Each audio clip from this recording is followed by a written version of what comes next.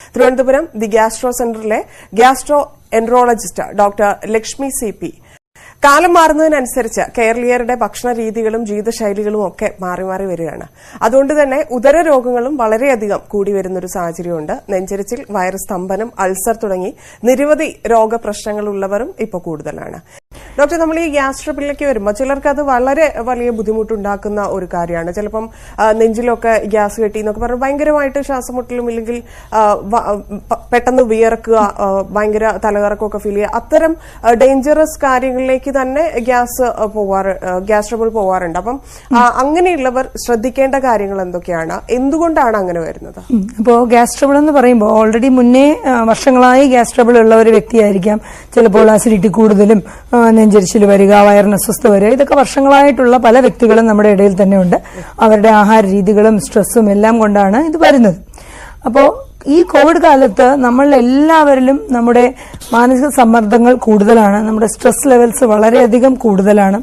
അപ്പോൾ നമ്മുടെ ബന്ധുക്കളും നമ്മുടെ ഉറ്റവരും എല്ലാം മറ്റു രാജ്യങ്ങളിലുള്ളവരെ കുറിച്ച് ഓർത്തുള്ള ചിന്തകൾ, നമ്മുടെ തന്നെ സാമ്പത്തികമായ പ്രശ്നങ്ങൾ, പല പല തരത്തിൽ എല്ലാവരുടെയും മാനസിക സംഘർഷങ്ങൾ വളരെയധികം കൂടിയിരിക്കുന്ന കുറച്ച് മാസങ്ങളാണിപ്പോൾ നമ്മൾ എക്സ്പെക്ട് ചെയ്യുന്നത്. അപ്പൊ മാനസിക സമ്മർദ്ദം കൂടുന്ന സമയത്ത് നമ്മുടെ വയറ്റിലുണ്ടാകുന്ന ആസിഡിറ്റി ലെവൽസിലുണ്ടാകുന്ന വ്യത്യാസങ്ങൾ, ഇതെല്ലാം നമുക്ക് ഗ്യാസ് പോലത്തെ പ്രശ്നങ്ങൾ കൂടാനുള്ള ഘടകങ്ങളാണ്. ഇപ്പൊ നമ്മൾ കാണുന്നത് മുമ്പേ ഗ്യാസിന് പ്രശ്നമുള്ളവർക്ക് പലർക്കും ഈ സമയമായപ്പോഴത്തേക്കും വളരെയധികം ഈ പ്രശ്നങ്ങൾ കൂടുന്ന ഒരു സന്നദ്ധ വന്നിട്ടുണ്ട്. അത് ഒരു പരിധി വരെ നമ്മുടെ സ്ട്രെസ്സുമായിട്ട് ബന്ധപ്പെട്ടതാണ്.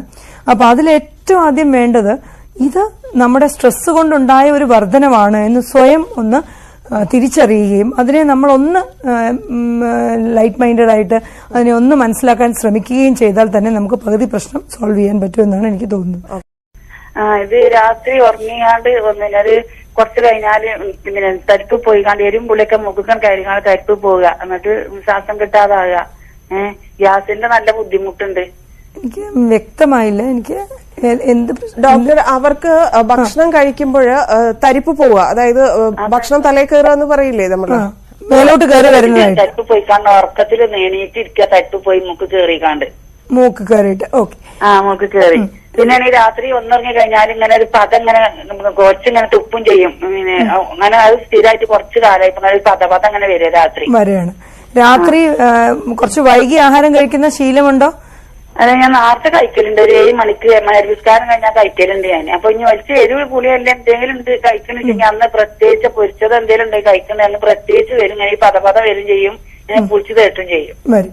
അപ്പോ ഇത് ടിപ്പിക്കലായി നമ്മൾ നേരത്തെ പറഞ്ഞ ആസിഡ് റിഫ്ലക്സ്, അതായത് വയറ്റിനകത്ത് ഉണ്ടാകുന്ന ആസിഡ് അന്നനാളത്തിലേക്ക് കയറുമ്പോൾ ഉണ്ടാകുന്ന പ്രശ്നങ്ങളാണ്. രാത്രി കാലങ്ങളിലാണ് ഇത് ടിപ്പിക്കലി കൂടുതലായി വരുന്നത്. രാത്രി നമ്മൾ കിടക്കുന്ന സമയത്ത്, നമ്മുടെ ശരീരം നിവർന്ന് കിടക്കുന്ന സമയത്ത് വയറ്റിനകത്തുള്ള ആസിഡ് മേലെ അന്നനാളത്തിലേക്ക്